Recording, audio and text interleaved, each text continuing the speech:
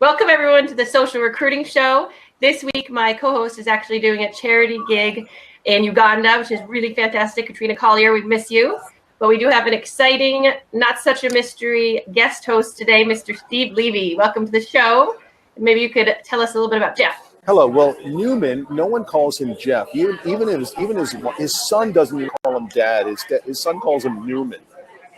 Hey Newman. Hey Newman, I'm hungry. Hey Newman. It's true though. I've known Jeff probably for 12 to 13 years. I think what's funnier is is his reaction when we first met, because at that time the online community had been full blown, and Jeff had always been active in the communities, but we'll get to it in a little bit. But Jeff has always struck me. He's someone who gets the human side of our profession. He can do the technical stuff. That's the easy. He's a student. He reads. Probably one of the more brings the word erudition into recruiting almost like no others.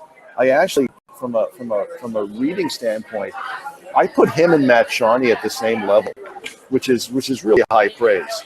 I think I'm pretty good at dropping snippets of quotes and this, that. You put Jeff on autopilot and just stand back, and he will regale you with quotes from every century of humankind, and will find a way to find the funniest jokes from each era.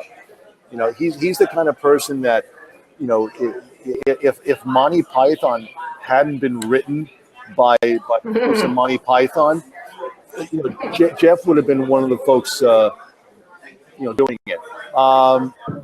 Look, one final thing, when I took my short drink of water running global sourcing at Indeed, the first person I wanted on my team was Jeff.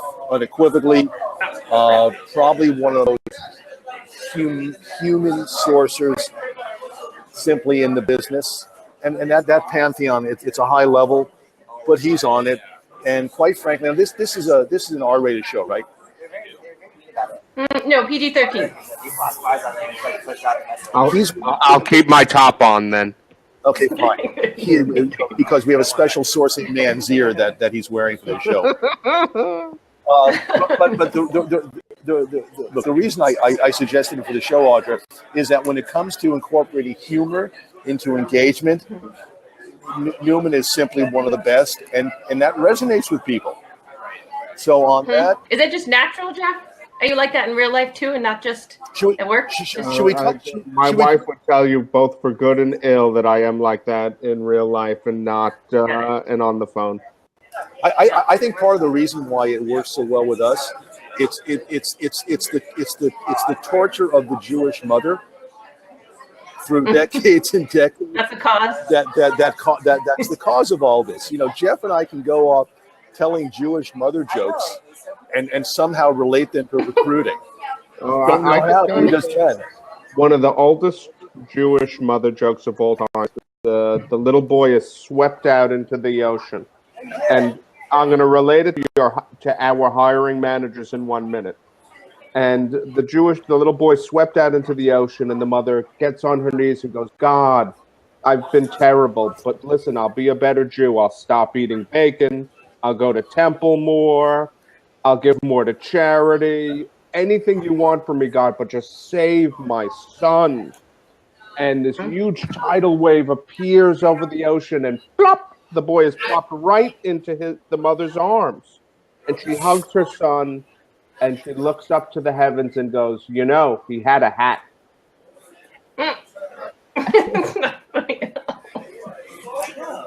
And that's every hiring manager. Look, I got you this lady from Google, like you asked. She's got 17 years of development experience. She's managed the geospatial team at Google for the last 6 years. How come she doesn't have React.js? And that's every hiring manager. It's the same thing. So that lends itself towards, with our profession, sometimes if you don't have a sense of humor, then you simply want to cry sometimes.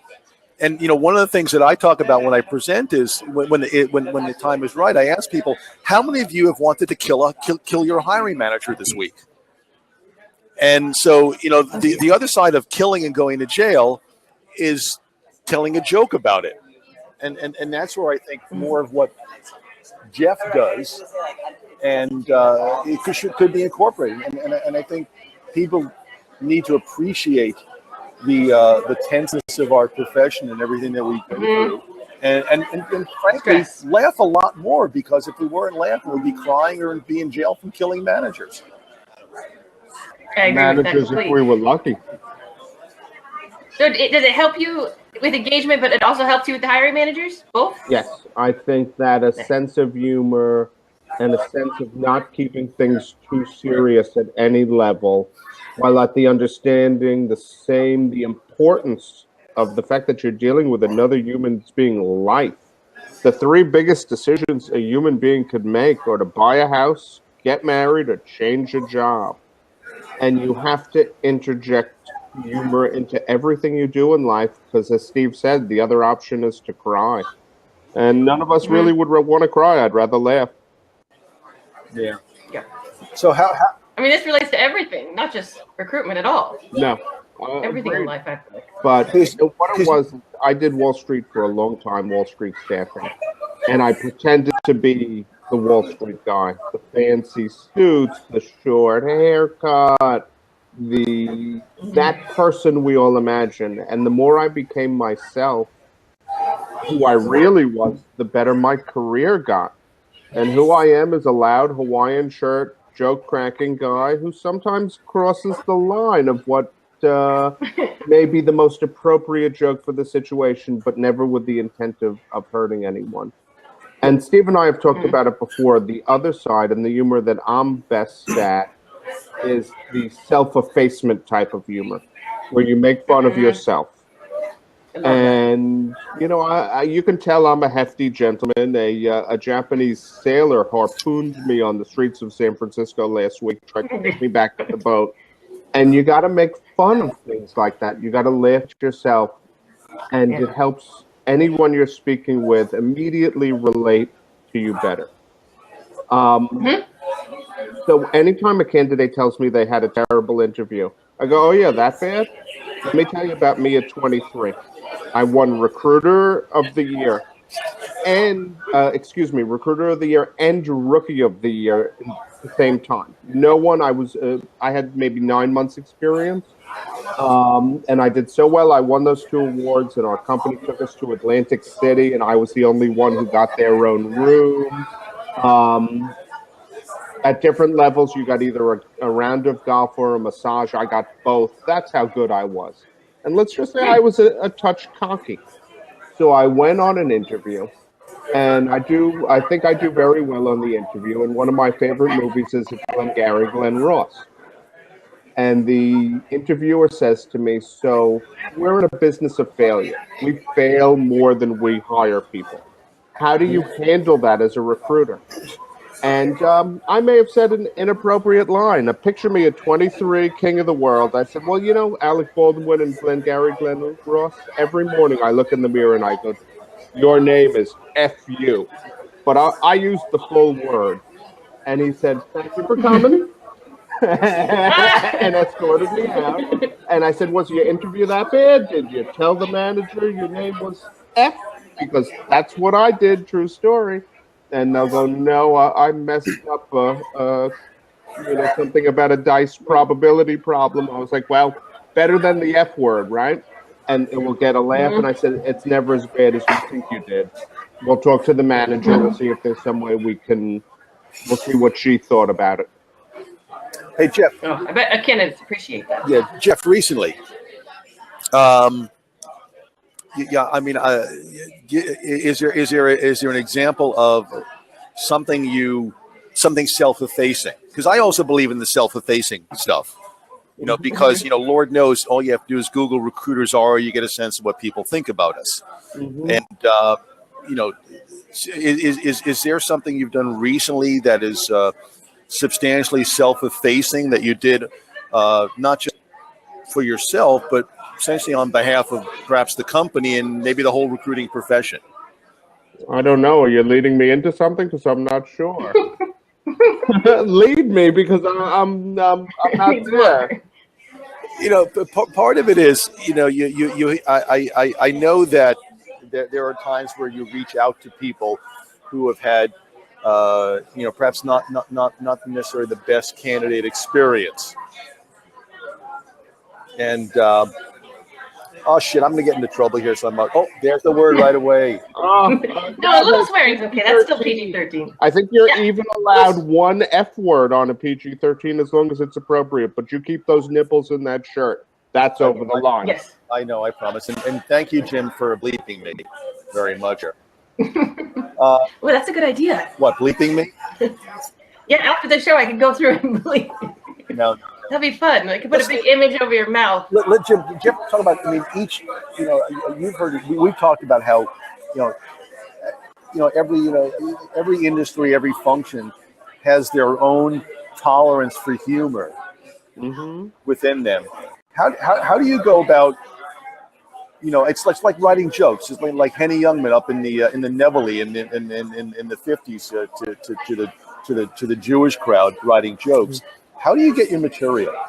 How do I mean, some of the I don't forget a joke. Everyone has talent. Some people can write, some people can sing. I never ever forget a joke once I hear it.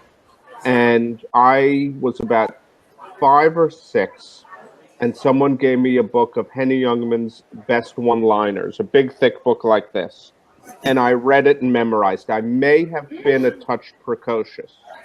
But like any 6-year-old, this was, by the way, I should mention, a book written in the 1950s. So the jokes were a little dated. So my parents would trot me out to do my Henny Youngman routine, and it was funny on 2 levels. It was funny because the jokes were good, and it was funny because I didn't always understand them, so the dated ones really came out dated. President Kennedy came to my wife's house to taste her cooking, declared our home a natural disaster area. And everyone would laugh because it's not a terrible joke, but President Kennedy had been dead 30 years by that point. 20 years by that point, so it was, take my wife, please. Yeah, but in the community of people you hang in, the thing about telling jokes to predominantly Jewish crowds is that it doesn't matter if thing is dated. If you're back to the 1910s, it still resonates as funny because he had a hat that's so old. Yeah, it's sort of like Jewish mothers reading the obituaries. They just happen to read the obituaries. And why do you read the? Well, I want to see who died. Oh my, like my mom. Who? Oh my God, she had cancer. Okay, mom, what? Well, she had cancer. The recruiters in us use that humor. We go, I think there's a job opening at this company. Maybe I'll try to get somebody in there. It sets a level. When you laugh with someone, you're already setting a level for honesty. And when you use self-deprecating humor, you tell a terrible thing that you've done, but you tell it in a funny way. When you ask, and by the way, is there anything on your background I should know about? You're going to find out about the 3 DUIs way faster than if you held a more traditional, formal relationship beforehand. And it's not something I do on purpose. I'm just me. I'm self-effacing. It makes me laugh. I gab. But it helps you bring out the truth, whether it's the truth about a background, the truth that you put Java on your resume, but you only read a book about it 2 years ago. And people will open up, which is, by the way, how I got my first job. People will open up and tell you the truth. How did you get your first job, Newman? There sounds like there's a story in that. I'm an Ivy League college graduate, and my degree was in having a really good 4-year time, man. I had a lot of fun. Businesses don't look for that so much. So I sent out 200 plus resumes, just more fluff than the back room of an LA movie shoot. I mean, camp counselor, things you wouldn't believe on there. And I had read a book on Java. I heard that was interesting. Put it on my skill set. Why not? Java, who knows? I like coffee. And they called the recruiter who called me, and I applied for a technical recruiter role. And the recruiter who called me in was as green as I was, and she wanted to send me to IBM Rochester, Minnesota for a 6-month entry-level contract. And I said, I am not here for this. I want to be this technical recruiter where the only requirements were like people, don't have a criminal record. I love people, don't have a criminal record. I'm in. And Yvette Castro, I probably shouldn't say her name. I don't even think she's in the industry anymore. I remember her. Yvette Castro was the recruiter. She goes, let me see if Mark O'Brien, he was the CEO, who can meet with you. It's like 8:15 in the morning. He comes out and says he won't be available for lunch. He won't be available until after lunch. Do you mind coming back? And I said, do you mind if I wait here? And she went, that's weird, but okay. And I waited from 8:15 in the morning until, I don't know, 2:30 in the afternoon. He interviewed me. He goes, Newman, you know nothing about technology. You know nothing about business. I don't even think if you know your ass from your elbow.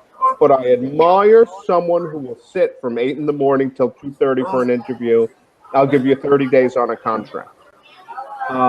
So we used to have sales meetings, and they would describe the open roles. And my job, he gave me a database. And when I say database, it was a file cabinet 6 feet high with papers sticking out. And you can imagine it, 1998. And he said, your job is to call everyone from A to Z and get me an updated resume. Okay.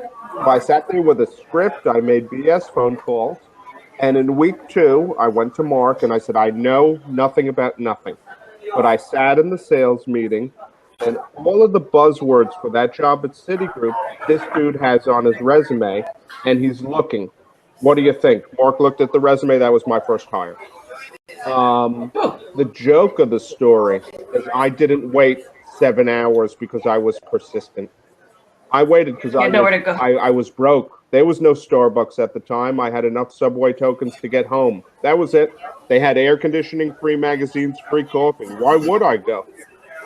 And I've been doing it ever since. Waiting. Yeah. What do you do with like the hiring manager that just doesn't want any humor? Do you just tone it back, or do you just push it until they do? The key to being funny is knowing your audience. It's also the key to being a good recruiter. So I have a 7-year-old. I tell him jokes. Knock, knock. Who's there? Boo, boo, hoo. Don't cry, Max. He's hysterical. He is. I know jokes that Gilbert Gottfried would look at me and be like, Jeff, listen, I'm a little offended. I think that went too far. I don't think you can joke about that stuff. And you have to know. And Steve's laughing because he knows it's true.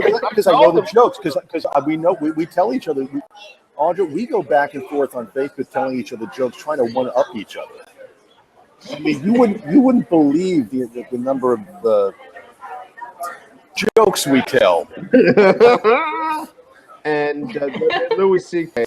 has a bit. When do you start? Oh, I love him. Me too. When is it okay to start joking about a tragedy? And he said, well, remember when the Twin Towers fell and everyone gets real quiet? He goes, for me, it was after the first tower, but before the second. But it's about knowing your audience, knowing who you're talking to, what you can joke about. And it's the same thing with knowing your candidates. You can hear it. Steve taught me something that I am still working on, and he taught it to me 15 years ago. And it's basic. 2 ears, 1 mouth. Listen more than you talk. And it is not my greatest strength, and I work on it. And in the last 5 or 6 years, I added on, in addition to that, to Levy's aphorism, if you will, which is it's really 3 ears. 2 to hear what's being said, and 1 here for what's not being said. And you got to use. Is that your brain? The Enraha? No, it's my third ear. Like my third ear. Listen to the penal gland. Yes, you had to get kind, Audra. Pineal. You know, Jeff. You have to cut the Shicks a little bit of slack. You just have to. Oh, no. And knowing your audience is when you're on a phone call, dropping into a more blue collar, using the F word or saying shit, saying shoot once or twice might be just what's needed to bring the candidate to the next level. I have a manager I work with, and he hates long emails. So what do? Bullet point, bullet point, bullet point, bullet point. Other people, they like my spiel. They want to have a little cream with their coffee. Some people just want it black and bitter as angry. You just got to know what they want. Yeah. So you do give it to them black if you need to. You do. It's not about you. You got to take your hubris and ego out of it. But I will tell you, I will always until the day I die, use humor to defuse any situation that there is. Yeah. And you get a reputation for it, and sometimes you'll make someone laugh and not even be intentional. So I'm a September 11th survivor. Evacuated out. My picture was in Time magazine, the whole bit.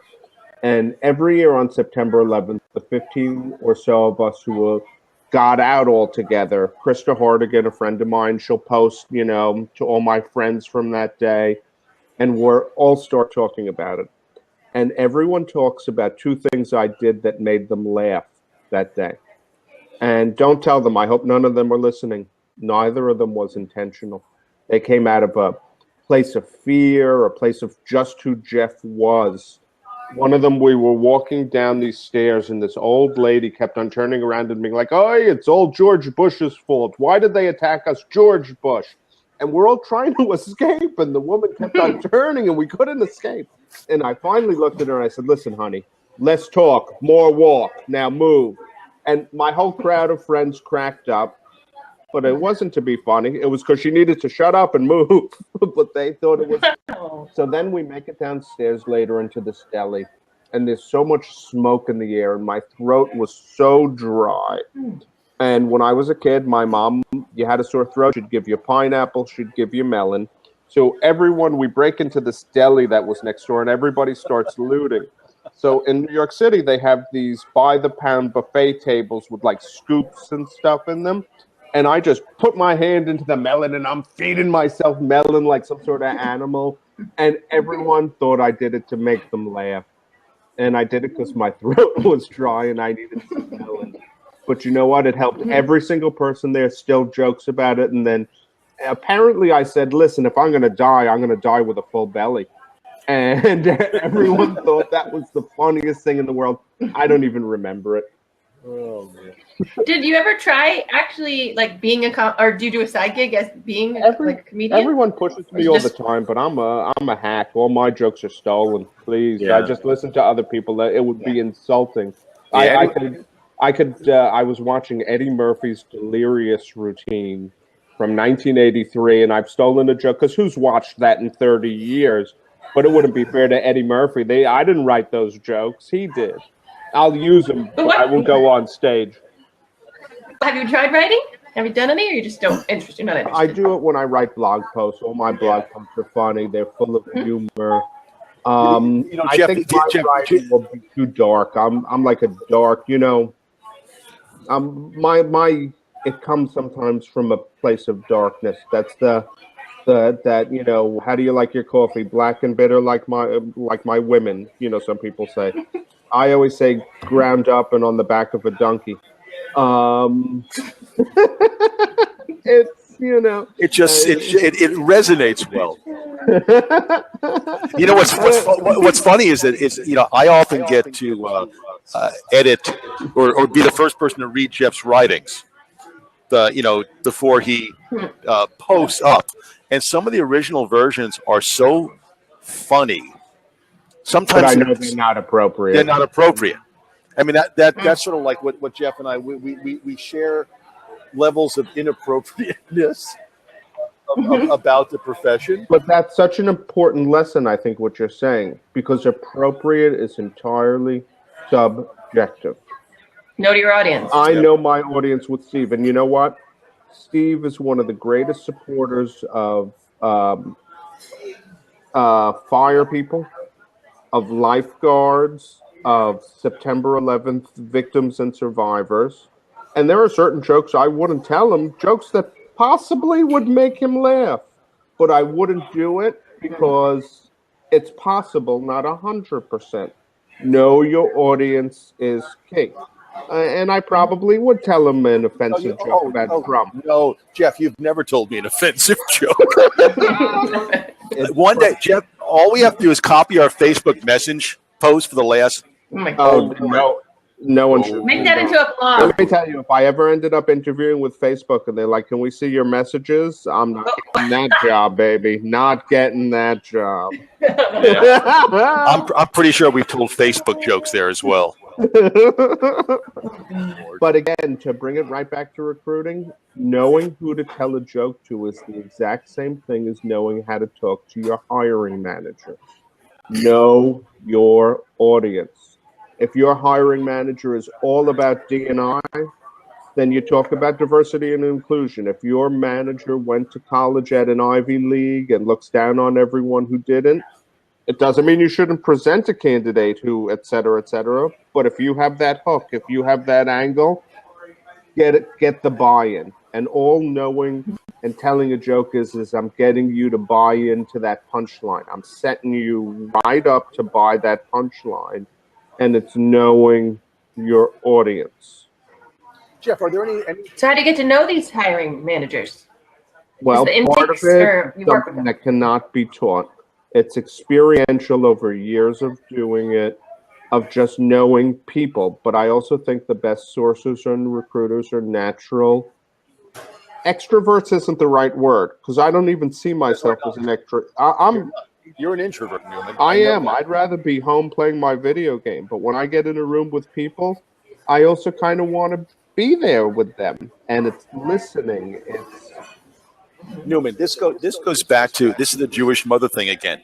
You know, when you're like 3 years old and you're dressed up for Seder, and you know, Elijah doesn't come in, so you make some sort of wisecrack about it, and everybody starts laughing. And pretty soon everyone's, you know, oh, my little Moshe Pipik, they're pinching your cheek, they're pinching your bum, and they're laughing. You're thinking, this is the way to be. Who needs Elijah? People are laughing at me, and you sort of become the, you know, you don't want to. It is kind of like you're performing in front of your mom. Mm-hmm. Although you and I performing in front of our mothers is just a scary thought. Oh, God. Have you met my mother? You know the difference between my mom and a pit bull? The pit bull eventually lets go. Yeah, clearly. Wait, do you talk to her every day? Are you one of those guys? Not anymore. Oh, no. I've grown out of that. Thank you. My mom's gone to the great Bloomingdale's in the sky. So we're all done with that one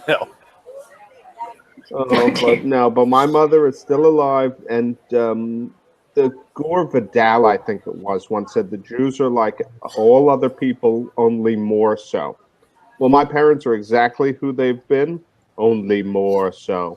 And there's a reason I moved from New York to California with 7 weeks' notice. Let's just say that. I love them, but I love them over there, far away.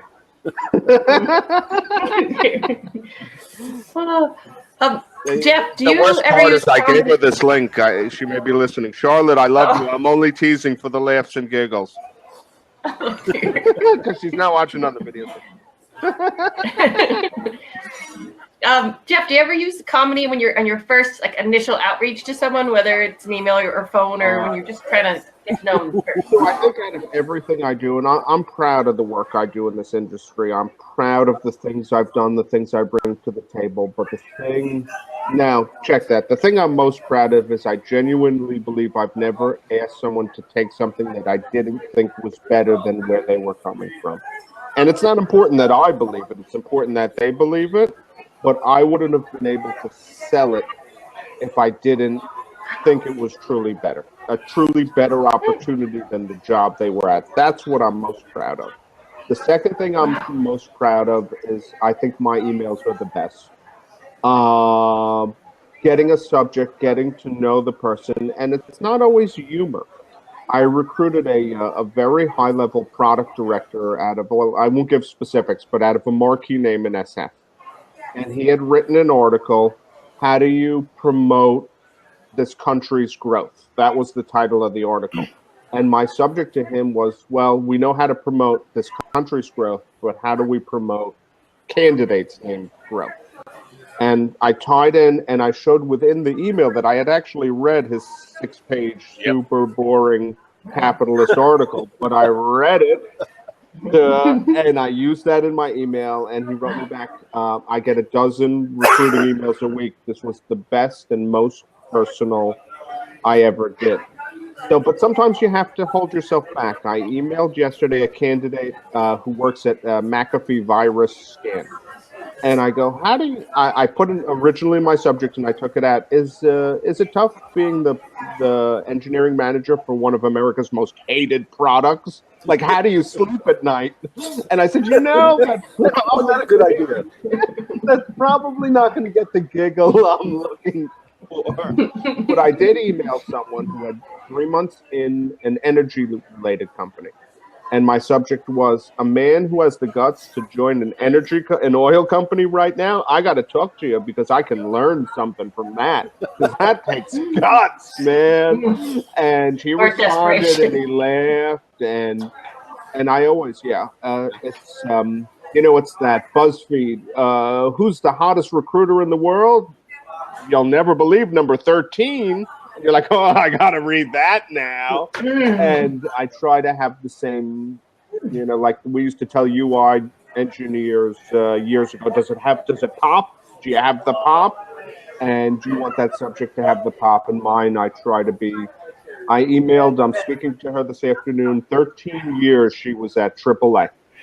And to pull a woman from someone who's been in a company 13 years, subject, that was a hell of a long road trip, man. And that was it. And she responded back that, I'm not really looking, but that caught me. That caught my attention. See, I'm gonna say something. I've used it in several of my presentations, and I stole the line from Newman. You know the saying, you can lead a horse to water, but you can't make him drink. Newman's line is, drum roll, please. Your job is not to make the candidate drink, it's to make them thirsty. Have you been using my new one? You never ask a salesperson how their sales call went, because if it went well, they'll tell you. Oh, yeah. They're kind of like employment branding people. Oh, where'd that come from? Sorry, folks. Nope, don't worry, Celinda. I'm just having fun with you. And you too, Crystal. You too, Staney. You too, Cheney, etc. What do you call it again? Oh, employment branding, right? Tough road. That's a tough gig. The thing is with these personalized approaches, these engagement, you realize how difficult and how important the branding is, because you're trying to get people to read something. Take a little sip of something that may have negative connotations to it. And all you want to do is get them start talking. I think the mistake that Jeff, you and I have spoke about this for so many years, the number of recruiters who go into, look, I've got a fish. Now I'm already thinking about what I'm going to have with dessert after I eat it. Instead of just focusing on, just talking. It's like, we've used the dating analogy, Jeff, for so many years. You're not going to marry someone on the first date. You have to wine them and dine them. And we tend to, Audra, talk about that with a bit more colorful language, if you can imagine. I like to say, and again, you have to know your candidate. Listen, I'm just asking you to dance. You don't have to go up the stairs and see my etchings if it's not your scene, Gene. A dance never hurt anybody. Lately, I've been using just put your foot in the pool. You don't have to take a swim if the temperature isn't right, but you're never going to know unless you put your foot in that pool. It's the foot in the door approach. Get them a little bit in, and then I close every email I send it with, I don't fill jobs. I have conversations. And if that leads to something, fine. I will not sell a candidate. I'll talk. So I'm a sourcer now, and I've done every job there is in the staffing industry, give or take. And right now, my role is pure sourcing. I hunt, I do 15, 20-minute pre-screen, then I pass them on to a recruiter. And if you've ever seen a true live television show, I had a buddy who wrote for Colbert. So he got us front row seats to go see Colbert. So before you see somebody like that, they have a comedian come out for 25 minutes, get you all excited. This is where you applause when you see that. Colbert's going to come out and run. The sign is going to flash. Everyone's going to get up, stand up, and Colbert's going to run, and you stand up and clap then. But he also does, or she would also do 15 minutes of jokes to get you all excited. That's my job as a sorcerer. I get you all excited about why Indeed is awesome. And don't worry, because the next step is a tech phone screen if this goes well and the manager likes your resume, which is the equivalent of when you see the applause sign, start clapping. And that's my job. Maybe we should do some kind of comedy on like onboarding. Get them all hyped up in the new company. In 18 years I've been doing this, there's nothing funny about onboarding, Audrey. It's as serious as the Death Star, don't you? But don't you think we can fix that? Or it's hopeless? No, I think it's helpless. Come on. Even the best solutions I can come up with. And you know why it's hopeless? Not because of the company. Tell me how your belly feels an hour before you walk into an office for the first time where you know no one. You have no idea what's going on. I wrote a blog post, it's on ERE, about what is professionalism. And the answer is no one knows based on the office you're in. So I'm 14 years old. My dad gets me a job in his office, insurance executive, hardcore Long Island, mid-90s, suit and tie. So my father's partner was a guy named Stan. I used to go to his house for barbecues. I knew his kid. I knew his children. I've known the guy since 100 years. So my first day, I'm 14. I go, hey, Stan, nice to see you. He goes, and points into a room. He goes into the room. He looks at me. He goes, my name in this building is Mr. Morris. Don't you forget it. And walks out. I go, okay. But it wasn't. So now, flash forward 7, 8 years. I'm now 22. I start my job that I told you about in the beginning. Mark O'Brien was the CEO. Hi, Mr. O'Brien. Good morning. Mr. O'Brien, good morning. By my 4th or 5th day, he calls me into the office. He looks at me and goes, in this office, my name is Mark. Don't you forget it. Now get out. And it was the same speech, but and every office has its feel, has its zone, has what's acceptable. And you're not going to learn that. No onboarding is going to teach you that on Thursdays everyone goes out for Chipotle. That's just what we've done for the last 2 years. It's no onboarding is going to cover that. That you can wear open-toed shoes, but if you wear those whorish stockings, everyone's going to make fun of you. There's unwritten rules. They're not. Yeah, no, you cannot make onboarding anything more than an awkward, uncomfortable experience because everyone's first week, even if they, never let them see you sweat.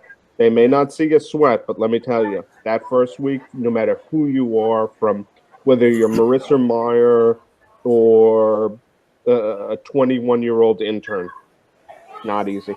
But they are they are eyeballing you. Don't forget that. You are being eyeballed. And as Oscar Wilde said, the only thing worse than being talked about is not being talked about. I agree with that. What about like Facebook and Zappos that have the exciting team building exercises the first week and the boot camps? Think that it's worth doing any of that, or is it just silly? I can make a burrito from things that I find at the dollar store and something my cat made sick with. I can make a burrito from the finest whole paycheck, whole food ingredients. It's all about the players in the team building exercise, not about the exercise. And if you have that one person who was actually, John Wayne Gacy, they're gonna hurt the whole thing. But if you have 6 people who are genuine human beings looking for that, then yes, it will work. So does it work? Sure, but it's not about the exercise. It's about who is participating. Probably the first time John Wayne Gacy has been mentioned in a recruiting conversation. That Audra, that makes this show very, very special. Imagine the dry cleaning on those clown suits. Like, that's the thing I always think about.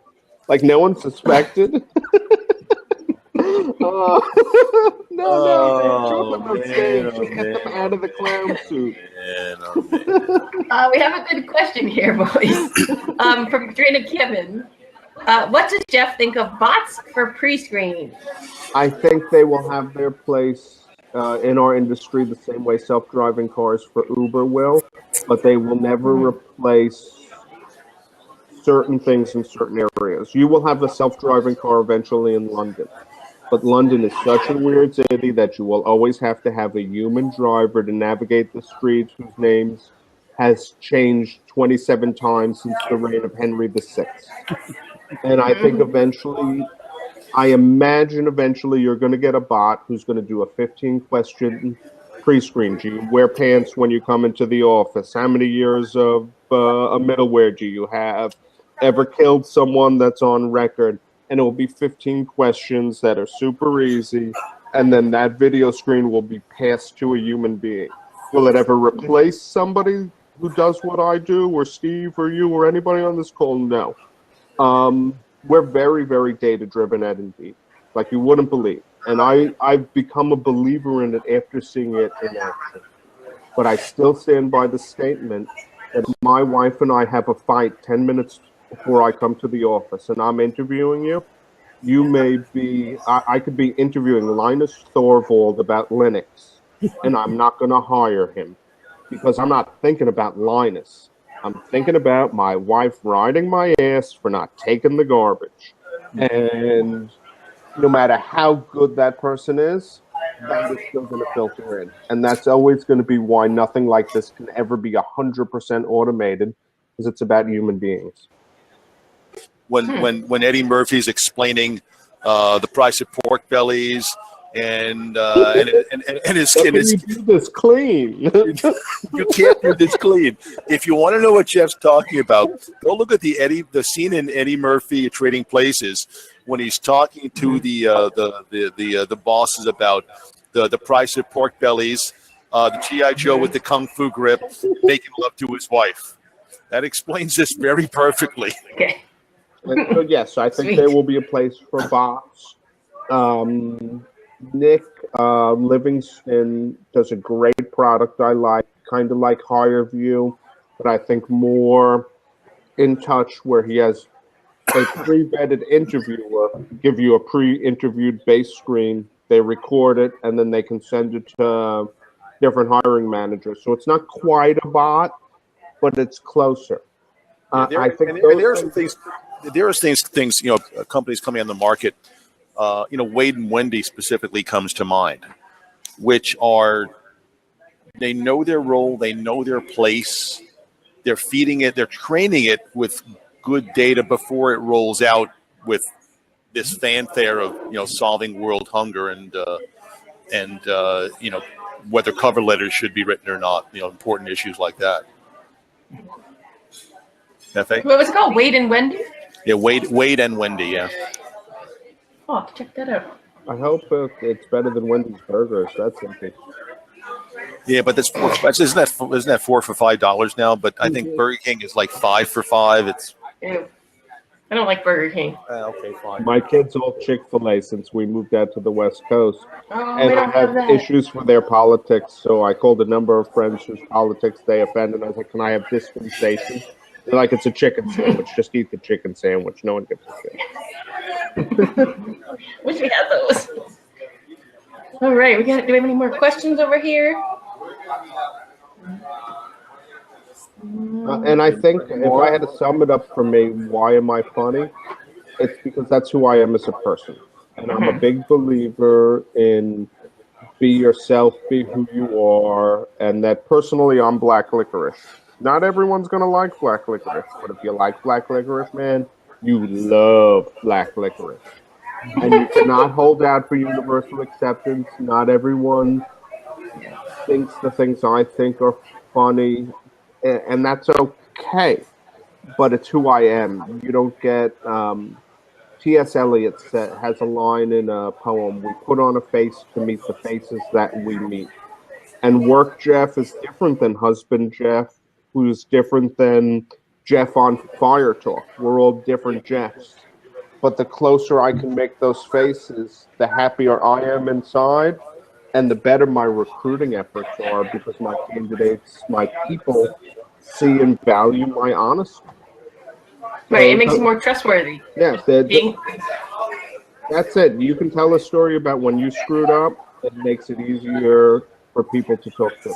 Mm-hmm. So what about people that aren't very funny? They should just not be very funny, right? Should they try? I don't think that. No, because it's not. Yeah, anybody who tries to be funny is not going to be funny. It is or it isn't. Look, if you're not trying to be funny, you actually come across sounding like a politician, which is just not. Nah, that's not good. No, I grew up in New York. I have no idea how to ride a bicycle. Really, I don't. But I feel that if I needed to, that's something I could get up and learn how to do. Being funny, understanding jokes and getting them, I think, can be taught. Telling them, no. You either do or you don't. So it's nature or nurture? It sounds like you think it's nurture. It's the way you were brought up. I think it's both. I think it's. Are we going back to trading places again? Use your which I think we might have talked about 10 years ago. So let's look. I think, well, Audra, this is like a half-hour show that's going on. What? Yeah, 45 minutes. Awesome. I also noticed there, a couple. I don't know if you follow the stream. I know Jim Stroud wants to be a guest. There are a couple of folks who want to be guests here. This is cool. I have never met Jim Stroud, but I think his profile picture, I don't remember if I saw it on Facebook or wherever it was. He looks like the happiest, nicest man in the world. Mm-hmm. If he's at SourceCon, I'm giving him a hug, and just because his smile makes me happy. Sure.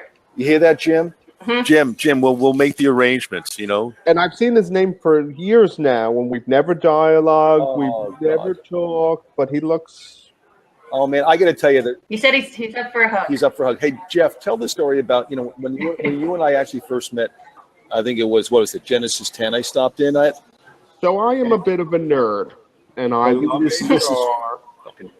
these things, and I read every blog, and I read Levy's blog for 2 years.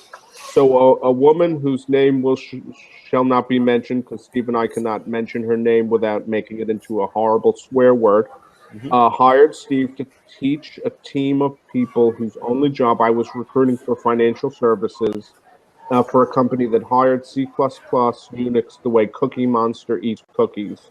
They were ravenous for C++ Unix people. And we had exhausted the market as we knew it.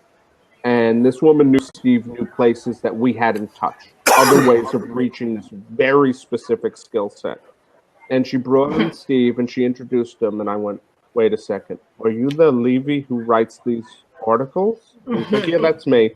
And I turned into like a girl in 1962 meeting Paul McCartney for the first time outside of Ed Sullivan. Oh my God, it's really Steve Levy. No, it was like that. And then quickly he goes, do you know Shally? That's how quickly, dumped the Jew for the Goyim. He goes, yeah, I know. I go, no, you don't. He goes, yeah, watch this. And he takes out like one of those old Nokia flip phones. And I'm talking to Shally on the phone, and it was like meeting your idols, because I guess I need to get out more when your idol is, not that Shally's a bad guy, but he's on. By the way, Mark Lenrod, we did talk about Glenn also. We did. Yeah, we did. We talked about got Shally's voicemail, so Levy was like, all right, let's try Glenn instead. Oh, dear. Did we just lose Newman? We lost him. Well, actually, I have a meeting at 11 yes, anyway. So I guess the show's over. It is, but thank you so much for Steve, and I'll thank Jeff separately. We lost him somewhere. Jeff is telling a joke somewhere. Believe me, he'll write a post about this. Don't worry. He's fantastic. Thank you so much for And joining thank us. you for having me. And whoever's on the sidebar, we'll see you in a couple of days. Yeah, I gotta go read it all now. Thanks, everyone. Bye.